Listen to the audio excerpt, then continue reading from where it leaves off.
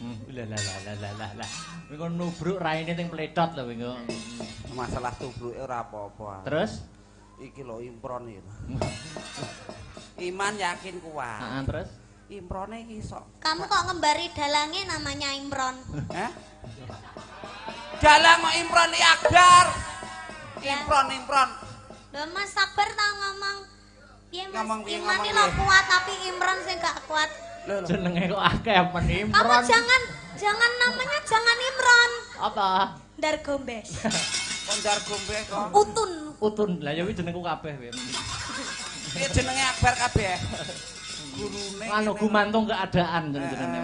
Gumantung cuaca dan keadaan. Ken, Ken. Ceblok, Nduk. Ini mengucapkan salam dulu. Lah. Iya. Assalamualaikum. Ya toh. Mas lho, awas. Awas lho polahane. Rumah sakit kabeh mboten nggih. Aduh. Oh.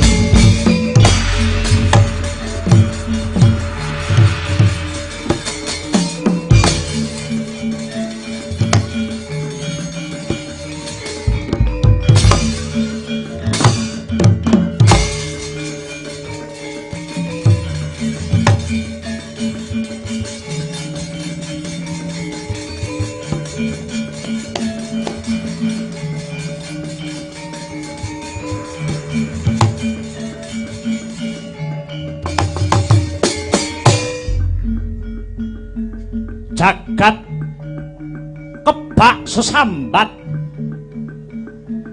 awet budidayane manungsa kang nerak garising syariat ora wedi dosa kelawan walat tan metung rengkaning jagat nadyanto ngelangkai kudrat watone kuat nglawat mbuh dadung mbuh kawat tekate mlumpat mburu dalan maksiat bebasan derajat pangkat wis oncat nyawa wis arep pecat esuk sambat sore sekarat ewadene males mertobat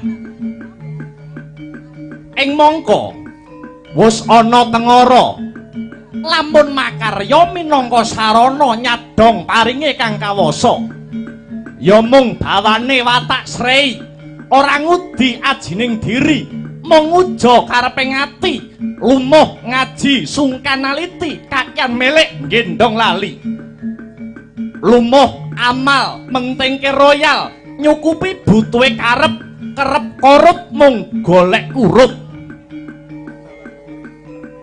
kelakuane kaya wong wasis tanduk aris ulat manis pamriye mung golek klimis kanggo nutupi lambene sing lamis nanging eling dieling lamun kridaning manungsa tan bangkit ngasorke purbane kang kawasa. Sugih miskin apes murka bejo cilaka minangka sandangan. Sapa temen kajen keringan, sapa selingkuh bakale kewirangan. Urip ana donya mung kari milih dalane. Dadi wong nekat apa wong nrimo, nguja ilat apa njaga aruming asma, murtad apa ngrasuk agama, dadi wong jahat apa pilih dadi wong utama. Semar bangun kayangan dadi lakon wiwitan sak rampunge lebaran. Aja mung bangun lair nganti batin lan jiwane ora kepikir. Gara-gara pedhut peteng ngalimputi praja Ngamarta.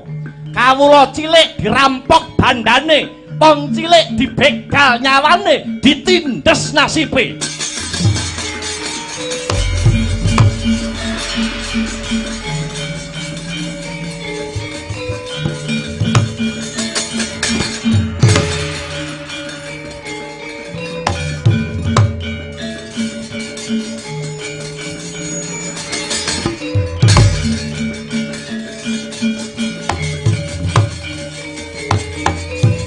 Ayo mlayu.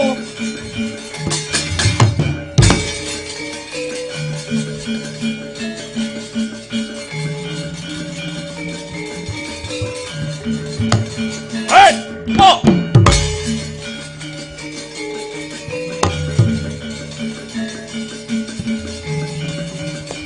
Hei, hei.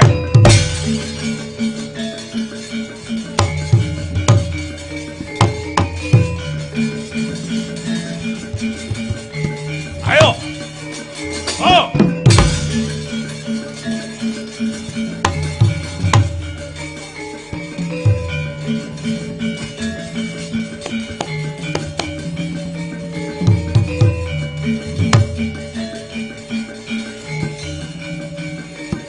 Hey.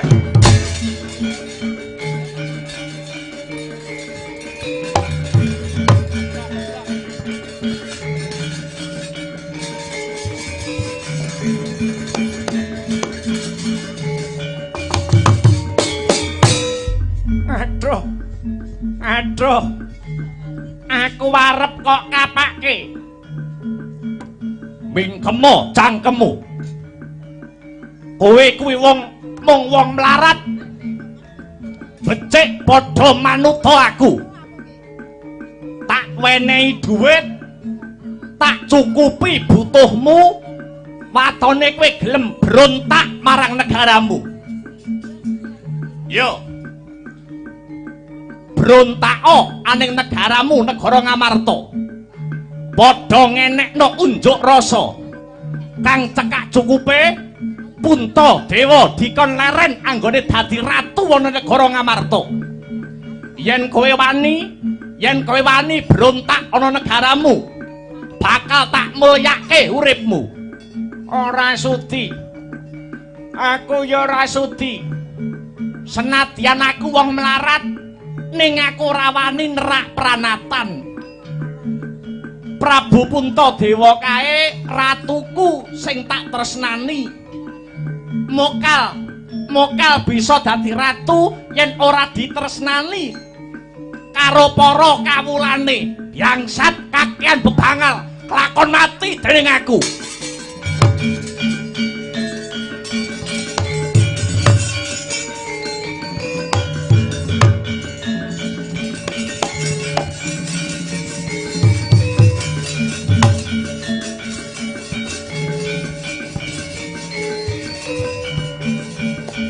Mati dening aku.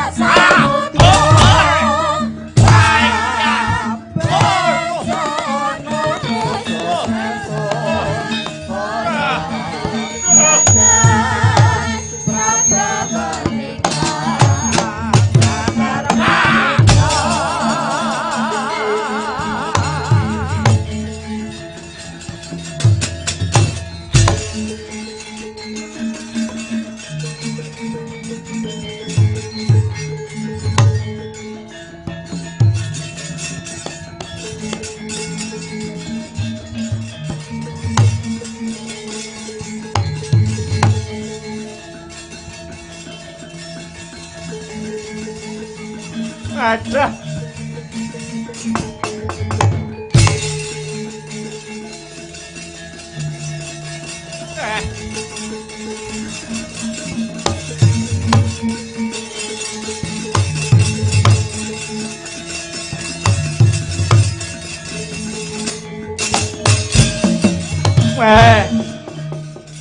Lah toblas.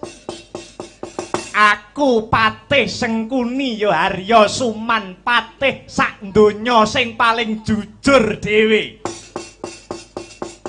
Preman-preman bayaran sing takon gawe rusuh ana negara Ngamarta gagar wigar tanpa karya.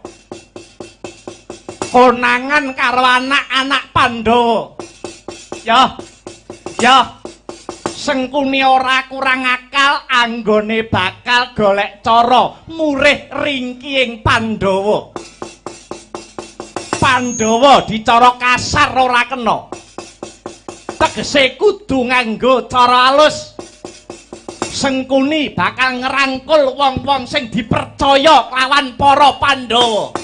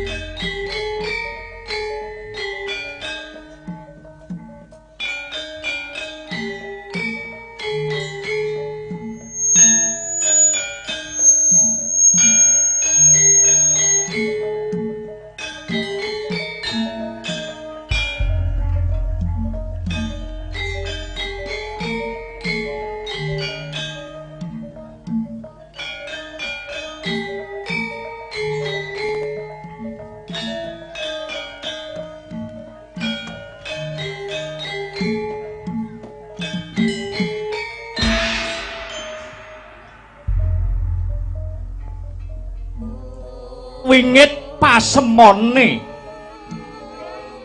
wibawa kekuwunge ngedap-edapi cahyane hanenggih punika ta pamonge tanah Jawa Sang Semar Badranaya. Sang Semar mung bisa angelus dada hangunjal aswa dupi mirsani kahanan aning jagat raya kathah kang samya cacat cinacat rebut bener adu otot satemah dadi sandungan ing gegayuhan nanging Sang Semar wis datan samar marang mobah mosi ing kahanan amung mesem ningali glaring kawontenan tekating batin Sang Semar arsa ambangun kayangan kinarya dandan-dandan mental kang sarta moraling para bebrayan agung niate Sang Semar genya badhe hambangun kahyangan gawe geger nganti sumundul ing akasa satemah tetungguling dewa nenggih Bathara Guru utusan kelawan Bathara Indra lan Bathara Brahma kinen hamerpeki sang pamong tanah Jawa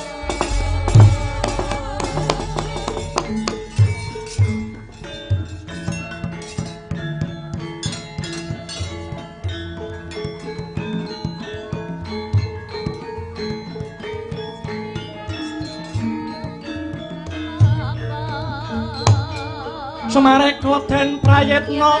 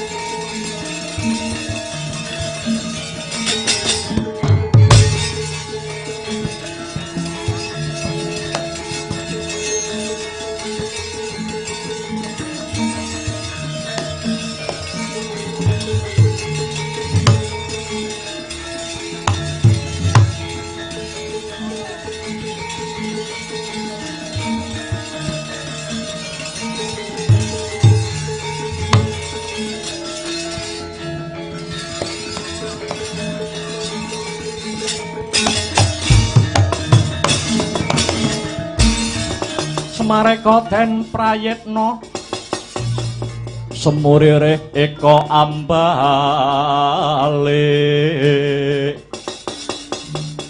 titiyani gandayani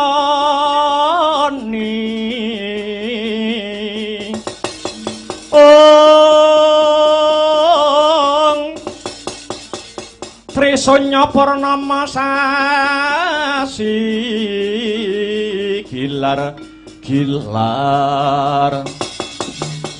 semedining tengahing latar milangana lintang Bima Sakti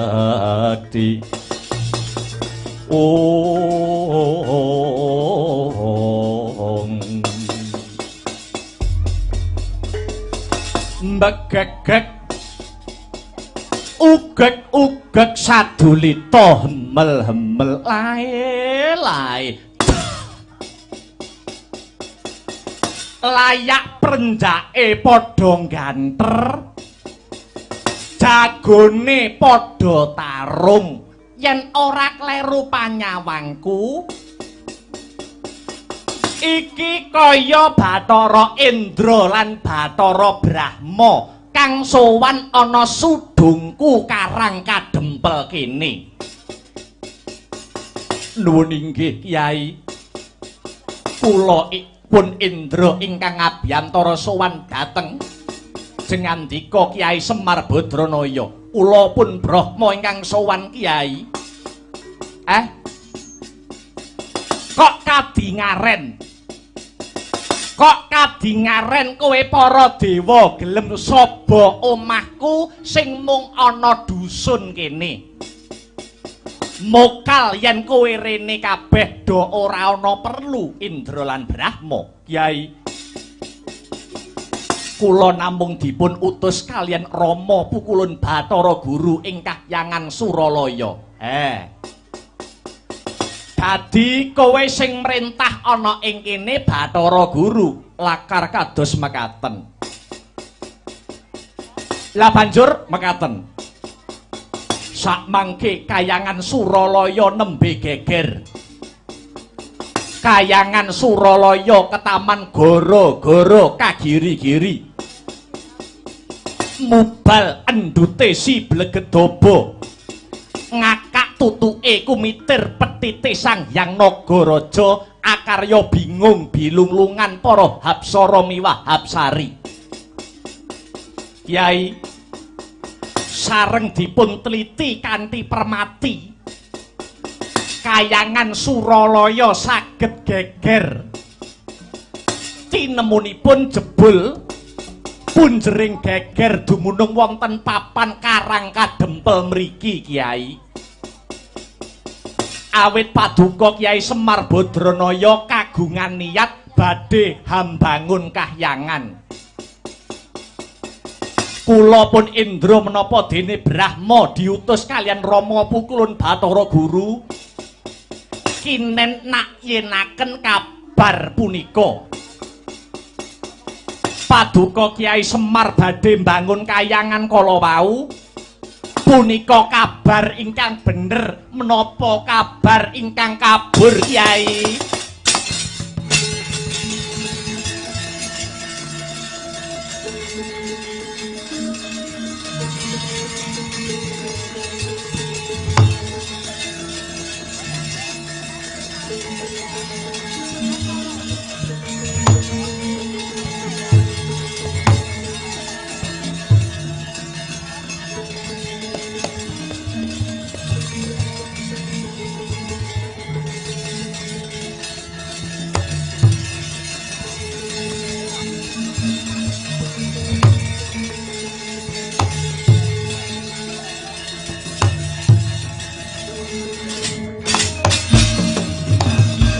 Kaget risang kapirang urinangkul ginempit-gempit dosa ngrepnaning bawana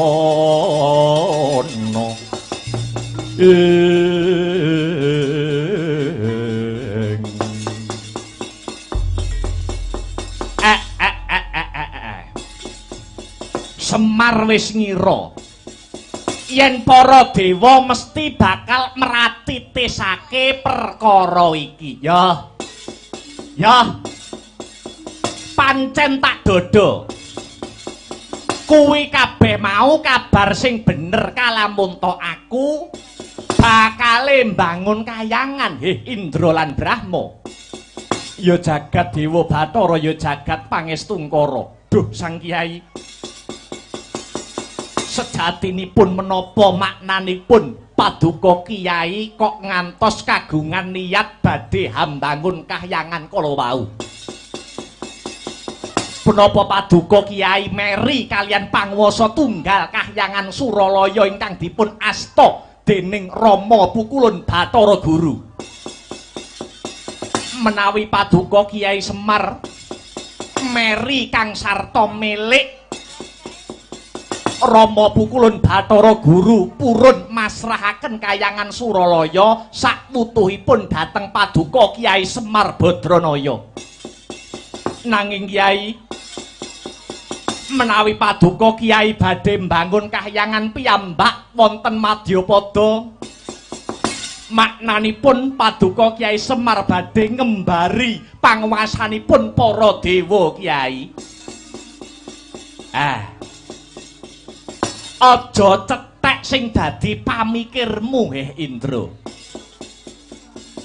Babar pisan atiku ora ana rasa meri senadyan to sak mrica binubut.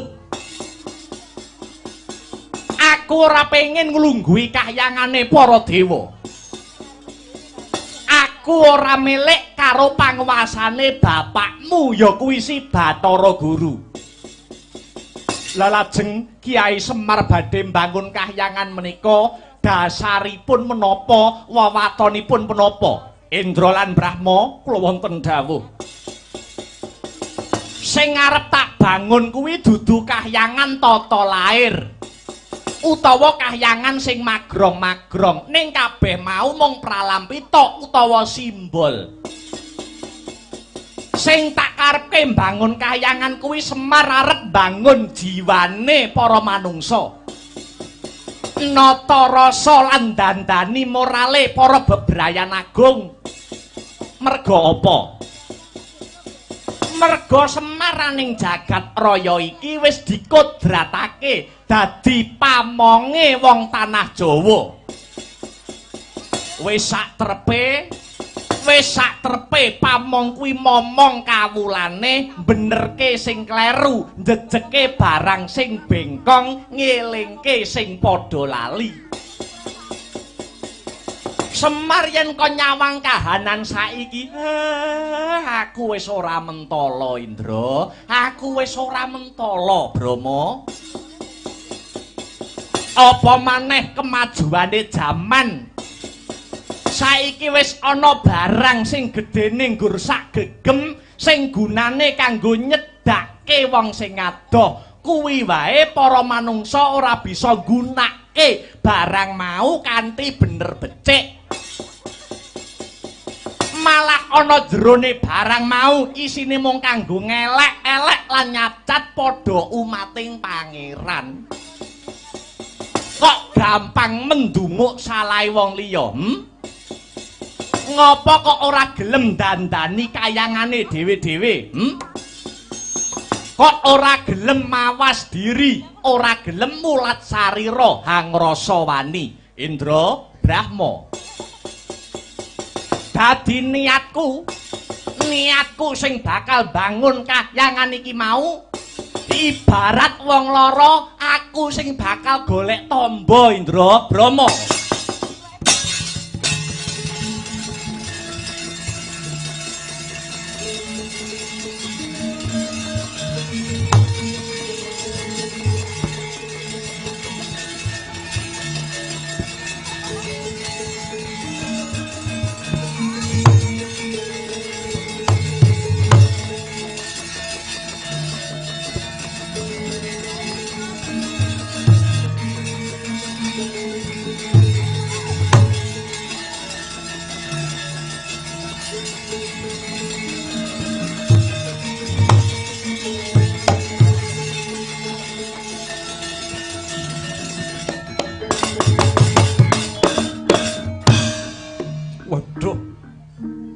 Pranyata luhur ingkang dados gegayuhan paduka Kiai.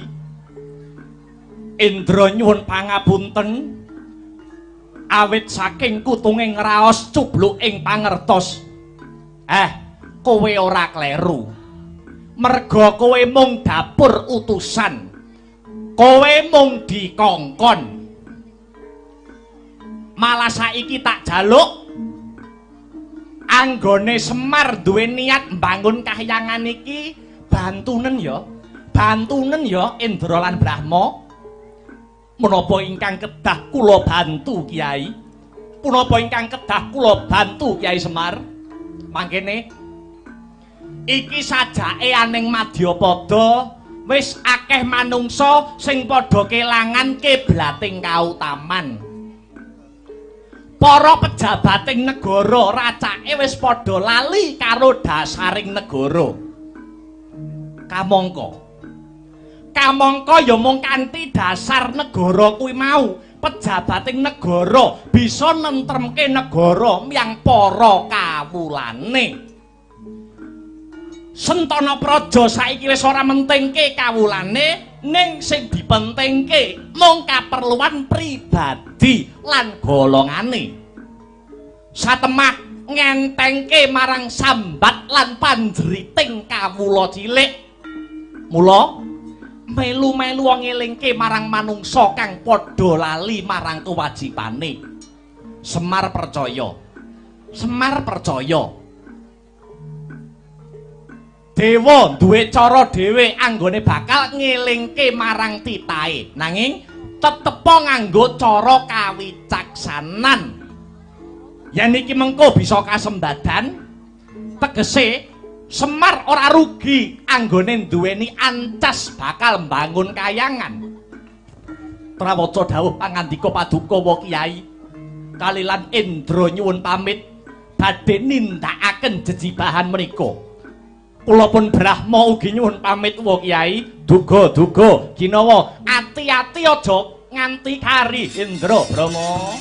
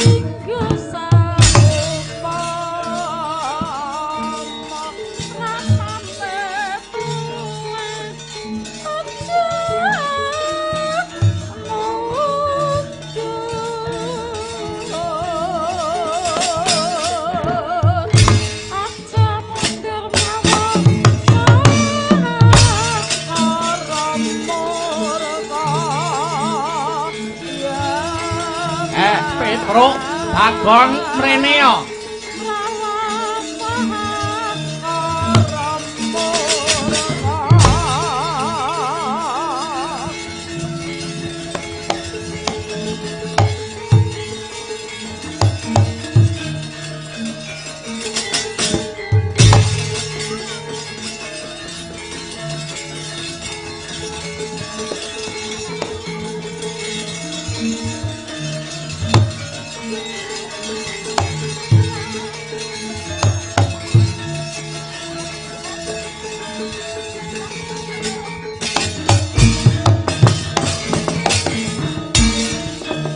Dewa Sugata marang soring prang ngudani arom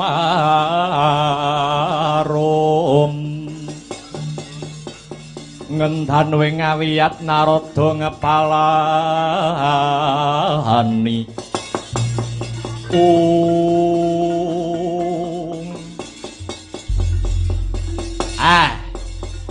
Petruk wonten dawuh Bapak. Bagong, dalem papa. Edeh papa. Kowe bocah loro tak timbali mergo ana kewajiban sing kudu mbok lakoni bocah loro. Kewajiban apa, Pak? Kewajiban apa, Papa? Napa ken latihan garap lagu anyar? Siji aku loro sing demungi seneng nek mecahne notasi lagu anyar. Ora. Lah lajeng napa, Pak? Dina iki kowe bocah loro budhal ana negara Ngamarta ya. Sowana pepundhenmu para Pandhawa. Matura kelawan bendaramu yen Semar arep nyilih wujude jimat Jamus Kalimasada. Jamus Kalimasada ya kanggo napa lho, Pak? Tak gawe syarat nggonku bakal bangun kahyangan, Petruk. Nggih nguntal renek reka-reka bangun kayangan. Bagong aja crigis. Kowe bocah loro durung ngerti karepku. Mengko nek aku wis kelakon nyilih jimat jamus Kalimasada, kowe rak ngerti dhewe apa karepe bapakmu iki. Apa karepe bapakmu iki kok bakal duwe gegayuhan bakal bangun kayangan. Mengko nek kowe wis kelakon boyong Kalimasada, kowe engko mesti ngerti karepe bapakmu. Bidal sakniki bapak. Iya Petruk. Kula kalih Bagong tok niki. Kang Gareng mboten dijak. Garenge engko metu limbukan. Cah loro tok, Truk, cah loro tok. Cah loro tok. Awake dhewe tim. Semar kon gawe kaos kuwi. Gawe kaos apa, Gong? Berhubung tokoh utamane Petruk karo Bagong kon gawe kaos tulisane Pet Gong.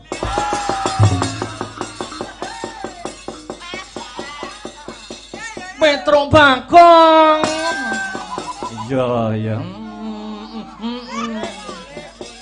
Saiki kan usume ngono kuwi. Iya.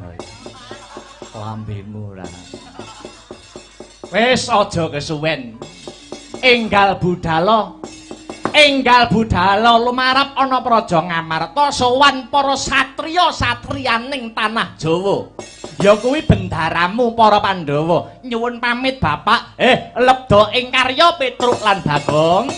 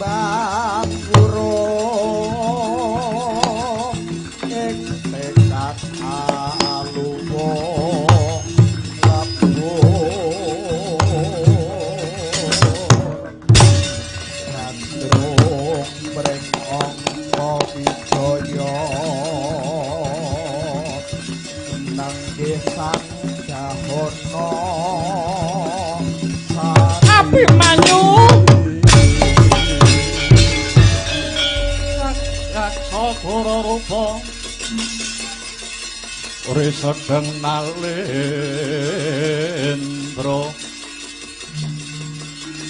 jaksa alalaku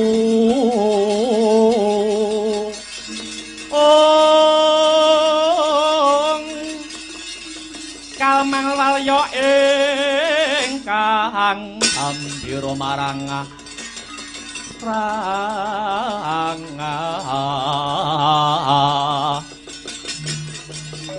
Gisesiung hametu Prabowo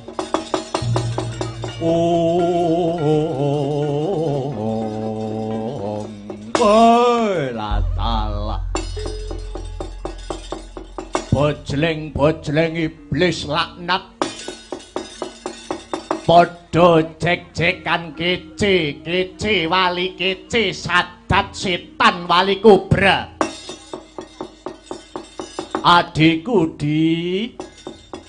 adiku Yayi Dahanasari tak sawang kowe kok kaya wong bingung apa ana sing kok pikir wayah mangan kowe ora mangan wayah turu kowe ya ora turu ragamu saya kuru janjane sing kok penggalih iki apa Mara Gage matura kelawan kakangmu aku Prabu Gorodahana Kakang Gorodahana piye Dahanasari ing palungguhan iki adimu lagi nandhang kunjana apa Kakang Kunjana papa iya Kakang Kunjana kuwi tegese edan papa iki tegese lara lire lara kedanan utawa nandhang kasmaran pancen bener Kakang pancen bener lah dalah lah banjur bocah lanang ngendi sing kuwawa njirep rasamu nduk wis ana 3 candra iki tegese 3 wulan aku impenan wong lanang sing baguse ora jamak dedeke ngringin sungsang pengawak guwaya teja ya mung wong lanang kuwi mau sing tansah ngridu jroning pikirku Kakang nanging kok emane kabeh mau ana sadroning pangimpen emane kabeh mau mung ngimpi upama ketemu langsung lho yo wis tak ambungi sik to sik kowe iki dadi bocah wedok mbok aja ngetek kae wong durung ketemu karo sing kok karepke kok wis nyosor ae dadi wong wedok iki mbok sing ngajeni karo awake dhewe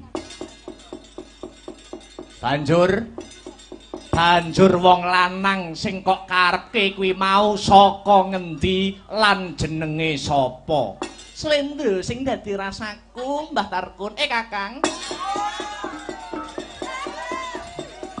yen manut pangimpenku priyayi mau saka kasatriyan Plongkowati jenenge Raden Abimanyu Kakang piye Abimanyu edan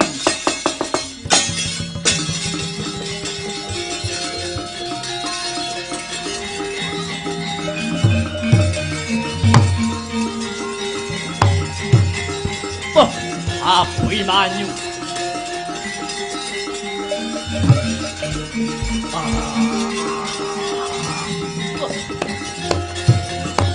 Hey!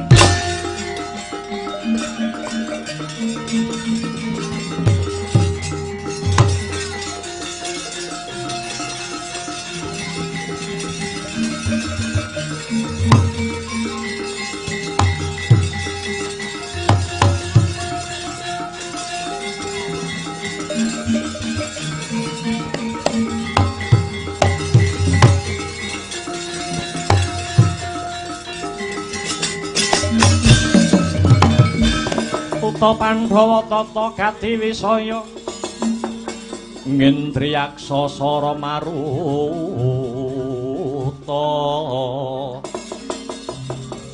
Pawana Bana Margana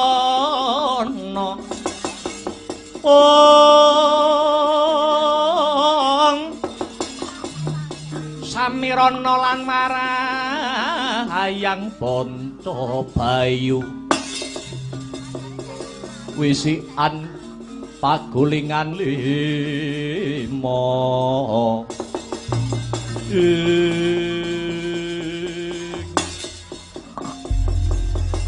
bareng aku kandha Abimanyu Kakang Gorodahana kok mbranang sing dadi pasuryane ana apa Kakang? Daonosari kowe aja ngukur borok lawas kowe ngerti apa ora Abimanyu kuwi sapa?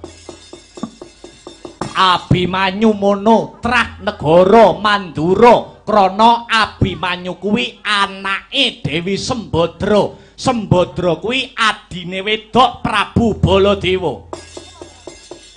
Dene Prabu Baladewa kuwi nalendra ing Praja Mandura.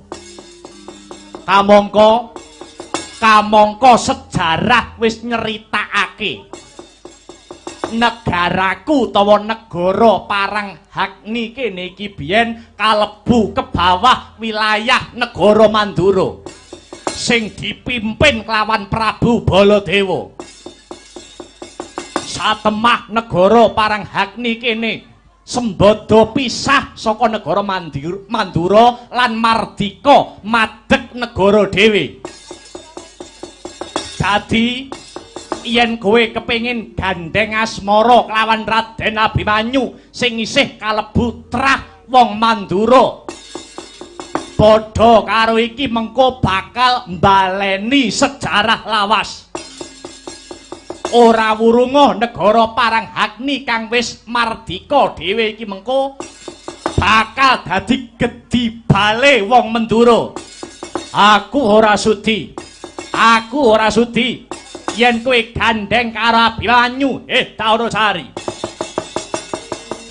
Duh sotyaning sun Gusti margiya lara asmara orang-orang ngubung mangaharan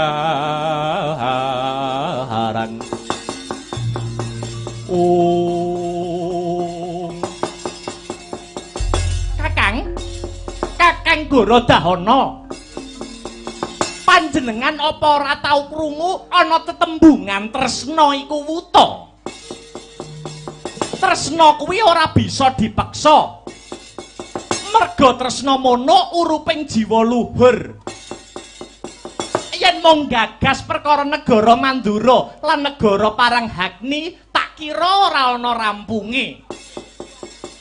Yen aku kelakon sesandingan karo Raden Abimanyu malah tak kira bisa dadi dalan rukune ing antarane Praja Mandura lan Paranghagni, Kakang. Ora ana tembung rukun kanggo trah negara Mandura lan negara Mandura kuwi dhewe. Yen kowe rabi karo Abimanyu, sisip sembire, luput katuranggane, pengapesan utawa kelemahan saka negara Paranghagni malah bisa disebar ana negara Mandura. Wekasane negara kene bakal gampang dibedah karo wong jaban rangkah. Aku ora condong, aku ora rumojong yen Siadi Daonosari bakal sambung tresna kelawan Abimanyu. Ya Kakang, iya. Yen pancen Kakang ora sarujuk ora dadi ngopo. Nanging Daonosari yen wis kadung tresna wani nekate. Kapalang ana mlumpat karante medhot. Aku njaluk pamit bakal ngupadi Raden Abimanyu, Kakang.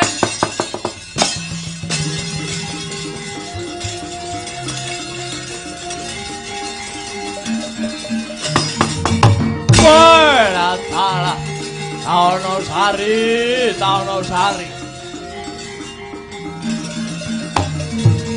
Wah. Hok belung rene. Wah.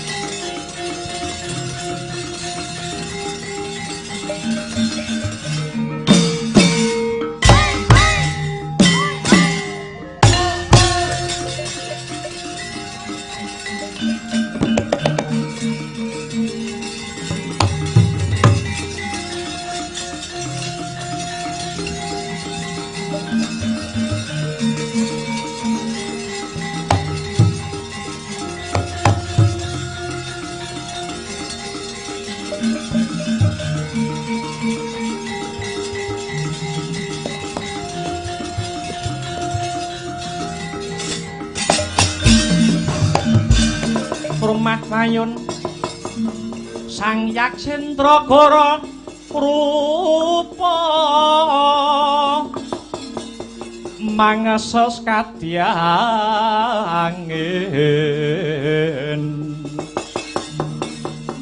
bang sempal kaprapal selo-selo kaplasa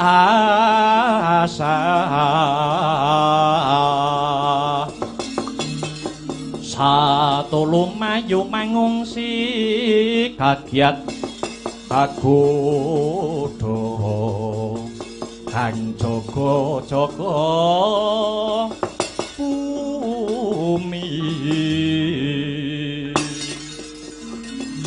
Iwang Titi Kala Ludra Mas Patik Raja Dewaku abdiku sing tak tresnani Togo kula wonten dawuh sinuwun Prabu Gorodahana nimbali keng abdipun Togog Teja Mantri lan kowe mbelung siap juragan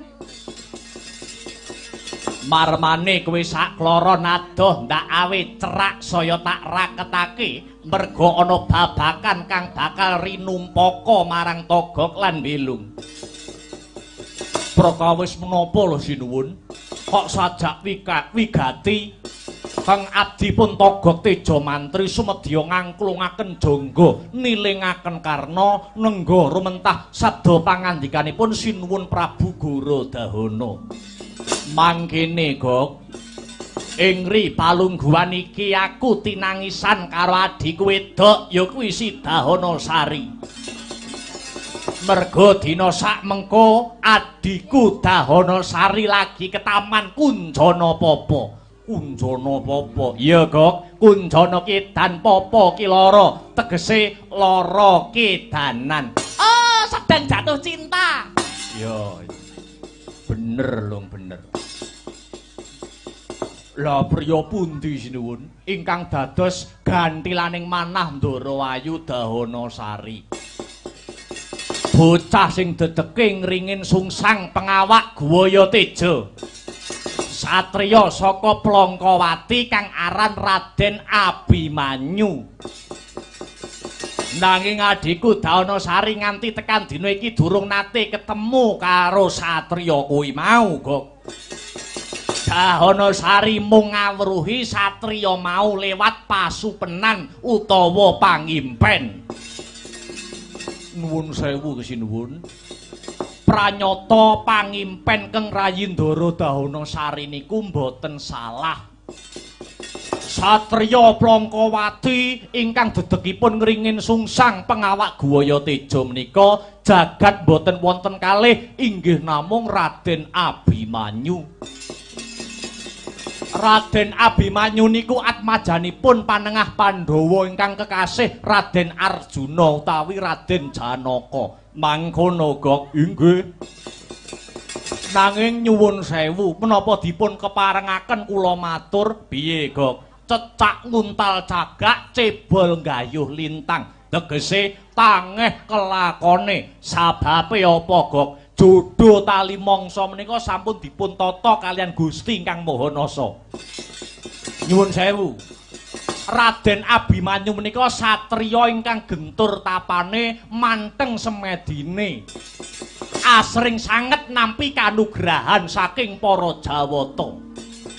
Lan malihipun Raden Abimanyu niku sipating satriya ingkang bagus pasuryanipun, ora beda wadoh kaya bapake. Lah sakniki kosok baline. Kang Rayi Dahanasari menika sipating raseksi buta wedok. Niki mengke Ndara Dahanasari yen tetep malang-malang kaya perbatang, mentang-mentang kaya gendhewa.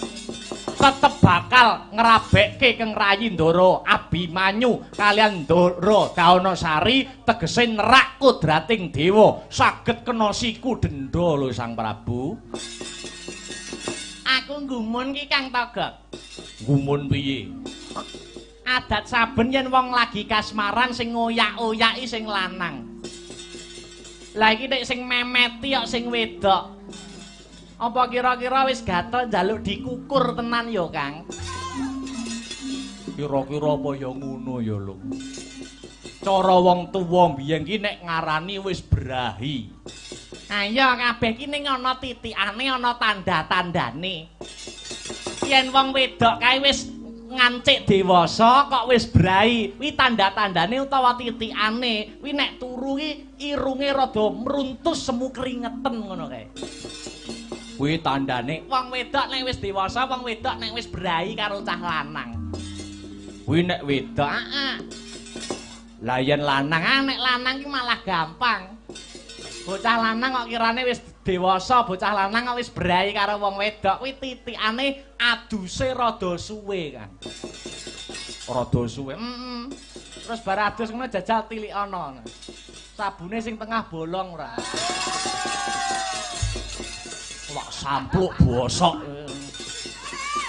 Ngono dadak ngentekne sabun. Katimbang jajan entekne dhuwit.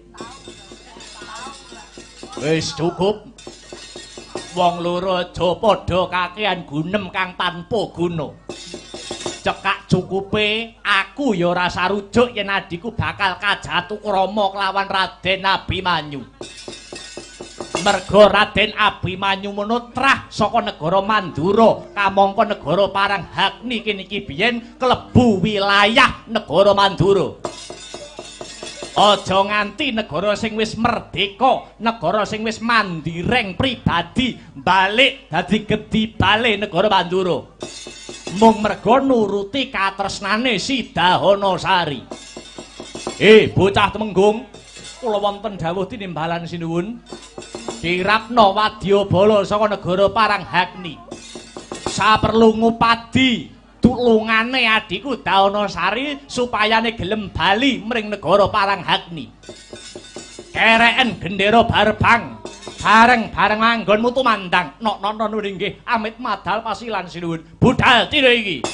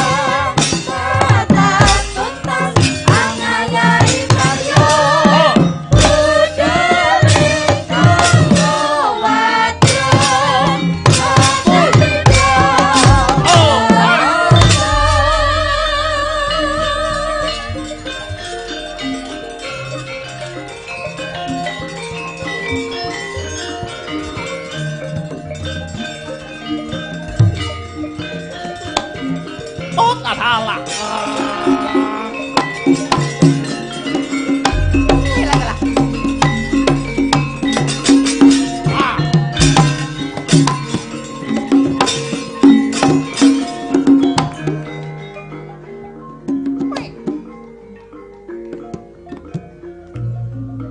Adalah.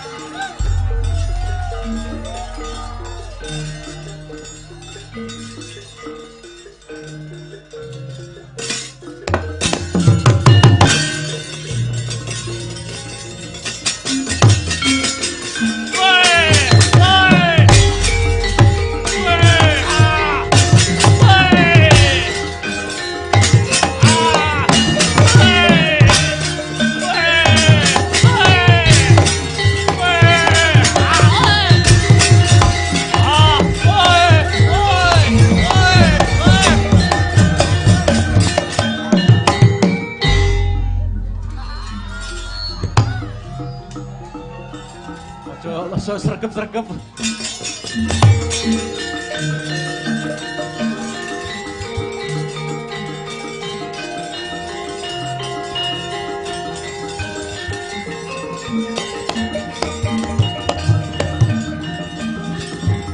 Sewaka